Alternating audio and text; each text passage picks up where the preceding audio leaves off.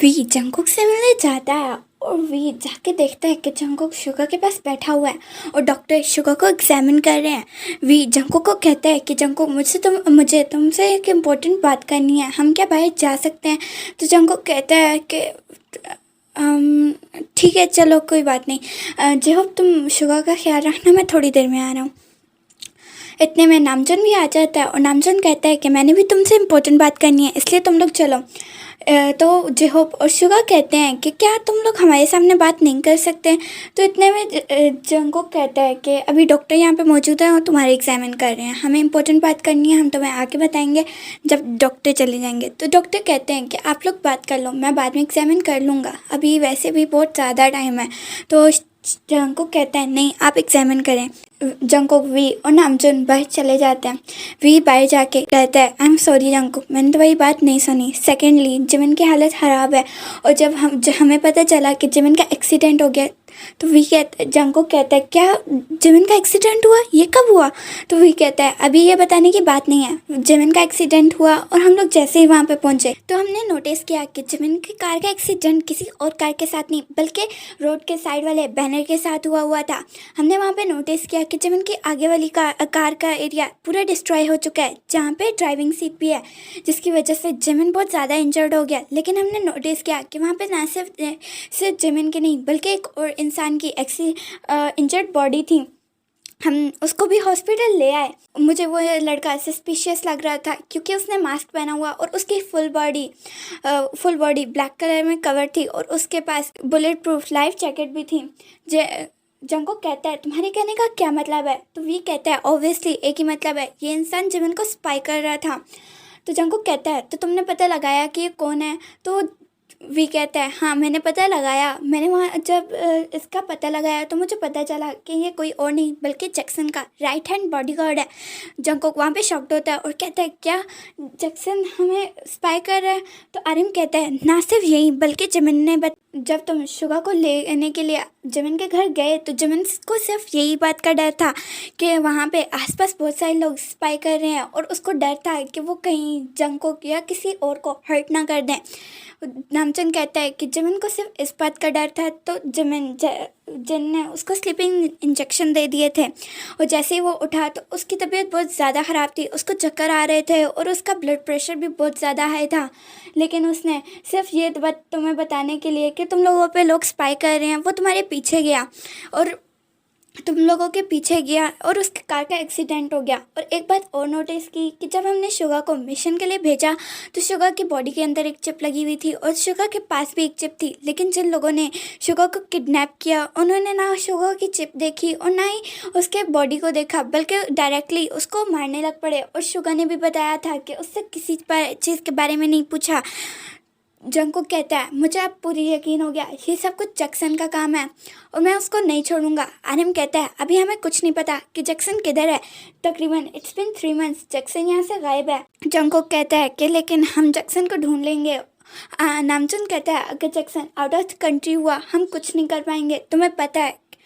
तो जंगकुक कहता है हमें पहले इन लोगों को संभालना होगा, अगर हमारे अंदर जैक्सन ने कुछ लोग स्पाई के लिए भेजे हुए हैं तो हम लोग उनको देखेंगे पहले और उसके बाद जैक्सन पे हमला करेंगे और उन लोगों से पहले सारी बातें बुलवाएंगे। इतने में वी कहता है मैंने उस लड़के को यहाँ हॉस्पिटल से नहीं जाने दिया, अगर तुम कहते हो तो वो जैसे ही ठीक होता है हम उसका मुँह खुलवाने की पूरी कोशिश करेंगे। जंगकुक वहाँ पर ओके बोलता है और जंगकुक फिर नामचंद वहाँ से जाता है और कहता है कि मैं एक काम करता हूँ, मैं जिन के साथ होता हूँ और तुम लोग जेहोप के साथ हो ताकि यहाँ पे कोई हमला ना कर पाए। जंगकुक वहाँ पे ओके बोलता है। नामचंद वहाँ से चला जाता है तो जंगकुक वी से कहता है वी आई एम सॉरी, मैंने तुम्हारी बात नहीं सुनी। वी कहता है सॉरी, मुझे बोलनी चाहिए थी, मैंने जैसे तुम पे गुस्सा किया, मुझे अपने भाई की गलती शायद नज़र नहीं आई और तुम भी कहीं ना कहीं ठीक थे। अगर शुगा को कुछ हो जाता तो तुम्हारी वो सारी इंपॉर्टेंट इन्फॉर्मेशन जो शुगा की बॉडी के अंदर है या चिप्स में है वो सारों को पता चल जाती। उनको वहाँ पे हमेशा हिलाता है और कहता है कि मुझे शुगा की टेंशन सिर्फ इस वजह से नहीं बल्कि शुगा मेरा राइट हैंड है और अगर उसको कुछ हो गया तो मैं अपने आप को नहीं माफ़ कर सकूँगा। तो वी कहते हैं अगर जिमिन को भी कुछ हो गया तो मैं अपने आप को नहीं माफ़ कर सकूँगा। जिमिन ना सिर्फ मेरा राइट हैंड बल्कि मेरी सोल है, मेरा सोलमेट है। आगे से जंगकुक वहाँ पे कहता है कि मुझे पता चला कि जिमिन तुम्हारा रियल ब्रदर नहीं है। तो वी कहता है हाँ वो मेरे रियल ब्रदर नहीं है, पर जिमिन हमेशा मेरे साथ रहा है और मैं उसके बगैर नहीं रह सकता। जंगकुक वहाँ पे ओके बोलता है और कहता है कि तुम्हें अभी जाके जिमिन को देखना चाहिए। मैं यहाँ पे शुगा और जेहूब के साथ होता हूँ और थोड़ी देर में भी हम लोग वर्ड चेंज करने वाले हैं, शायद तो हम लोग तुम लोगों की साइड पे शिफ्ट हो जाएं। जंगकुक वी वहाँ पे ओके बोलता है और कहता है कि ठीक है जंगकुक, तुम जाके शुगा को देखो और हाँ ज़रा आसपास भी नोटिस करना, आसपास बहुत ज़्यादा लोग हो सकते हैं। जिमिन ने बताया कि उसके घर के पास उसने बहुत सारे स्ट्रेंज लोगों को देखा है जिनको वो नहीं जानता और उसके घर के पास कुछ स्ट्रेंज गाड़ियाँ भी खड़ी थी जिसको जिमिन नहीं जानता था। जिमिन के घर के पास ज़्यादा घर नहीं है जिसकी वजह से जिमिन उन सबको जानता है। जंगो कहता है कि इसके बारे में इंफॉर्मेशन मैं जेहूब से निकलवाता हूँ। वी कहता है ठीक है, और अब जैसे ये दोनों ठीक होते हैं तो हम लोग अपने हेडक्वार्टर्स में मिलेंगे, तुम्हें पता है ना। जंगकुक कहता है हाँ मुझे पता है, लेकिन तुम पहले मिस्टर किम को इन्फॉर्मेशन दो।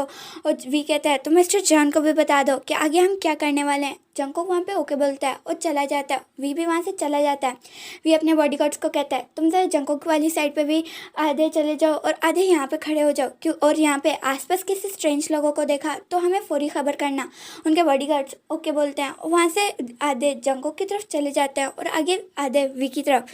वी जिमिन के पास बैठा हुआ था और एक बार कह रहा था कि जिमिन तुम्हारे दिल में इतनी ज़्यादा बातें चल रही थी पर तुमने हमें एक भी नहीं बताई, तो ऐसे क्यों, तुम हर बात क्यों छुपा लेते हो।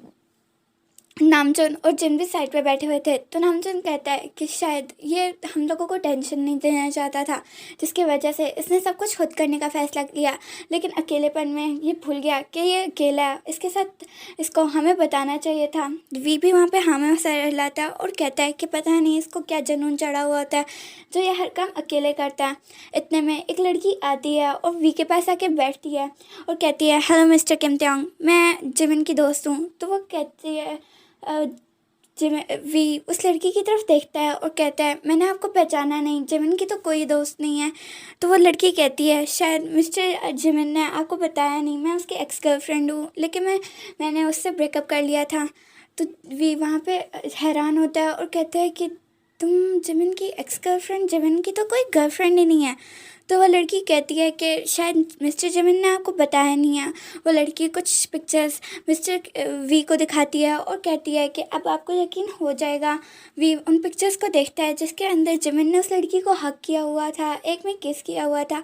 वी वहाँ पे थोड़ा शॉक्ड होता है और फिर कहता है कि ठीक है आप बैठ सकती हैं। तो वह फिर भी उससे पूछता है कि तुम्हें कैसे पता चला कि जिमिन यहाँ पे है। तो वह कहती है कि मुझे मेरे डैड ने बताया। तो वह वी बोलता है तुम्हारे डैड का नाम क्या है। तो वह कहती है कि अभी ये इम्पोर्टेंट नहीं है, मैं आपको अपने डैड वगैरह के बारे में बाद में बता दूंगी, या फिर शायद जिमिन उठेगा तब मैं बता दूंगी। मुझे अभी जिमिन से मिलना था और मुझे उसकी बहुत याद आ रही थी। तो वी कहता है कि तुम मुझे पहले अपनी सारी इन्फॉर्मेशन दो, नहीं तो मैं तुम्हें छोड़ूंगा नहीं। तो वह लड़की कहती है कि मिस्टर वी मैं कुछ यहाँ पे करने नहीं आई और ना ही कोई यहाँ पे शोर मचाने आई हूँ। यहाँ पे आसपास बहुत सारे पेशेंट्स हैं और उनको आप लोग नुकसान पहुंचा सकते हो। तो वी कहता है कि तुम मुझे अपने बारे में बताओगी या नहीं। इतने में वी इशारा देता है और एक बॉडीगार्ड आके उसके फोरहेड पे गन रख देता है और वी कहता है कि तुम मुझे अपने बारे में सब कुछ बताओ, नहीं तो मैं शूट कर दूंगा। तो वो लड़की कहती है ओके ओके मैं आपको सब कुछ बताती हूँ। मैं जिमिन की बहुत पुरानी बेस्ट फ्रेंड थी स्कूल से ही, और जब जिमिन छोटा था और उसके फादर का एक्सीडेंट हो गया था मैं तब से उसकी फ्रेंड हूँ। और मैं सिर्फ जिमिन से ये फिर जब मैं हाई स्कूल में गई तो जिमिन भी कोइंसिडेंसली उसी हाई स्कूल में आ चुका था और मिस्टर किम ने भी उसका एडमिशन उसी हाई स्कूल में कर दिया था। फिर जिमिन और मैं काफ़ी अच्छे दोस्त थे, तो उसकी वजह से जिमिन को अनजान नहीं लगा और एक दिन मैंने जिमिन को प्रपोज कर दिया। वी जैसे ही ये सुनता है और बॉडीगार्ड्स को इशारा देता है तो बॉडीगार्ड्स उसकी गर्दन पे मारते हैं जिसकी वजह से वो लड़की बेहोश हो जाती है। जिन कहता है कि ये तुमने क्या कर दिया वी। तो वी कहता है शायद ये लड़की भूल रही है कि मेरे डैड ने जिमिन को तो हाई स्कूल में पढ़ाया ही नहीं। जिमिन ने शुरू से ही घर में स्टडीज़ की थी और मेरे साथ कॉलेज गया था। और सेकंड बात ये कि जिमिन की कोई हमें बताया था कि जब वो एलिमेंट्री स्कूल में था तो उसके कोई फ्रेंड्स नहीं थे। वो एक इंट्रोवर्ट टाइप बच्चा था जिसका कोई दोस्त ही नहीं था। और गर्लफ्रेंड तो दूर की बात, जिन को तो लड़कियों में इंटरेस्ट ही नहीं है। वहाँ पे नामजुन और जिन थोड़ा शॉक्ड होते हैं और कहते हैं कि इसका मतलब ये लड़की स्पाई है। वी वहाँ पे हमें सर हिलाता है और वी कहता है कि जल्दी से उस लड़के को देखो जहाँ पे जिस देर उसको रखा गया है। तो वो लोग वहाँ पे जाके देखते हैं कि दो लोग उसको घसीट के लेकर जा रहे हैं। तो वी की जल्दी से उनको कहता है कि इनको शूट कर दो, लेकिन वो लोग हॉस्पिटल में थे तो बॉडीगार्ड्स उनको मारने लग पड़ते हैं और वो कोई डिस्टरबेंस ना क्रिएट करते हुए उन दोनों लोगों को बेहोश कर देते हैं। वी कहता है अब हमें जंगों को बुलाना चाहिए और उन लोगों को कहना चाहिए कि वो लोग यहाँ पे आएँ। आगे क्या हुआ वो आपको नेक्स्ट पार्ट में पता चलेगा। मिलती हूँ मैं आपको नेक्स्ट पार्ट में, तब तक के लिए take care and bye bye.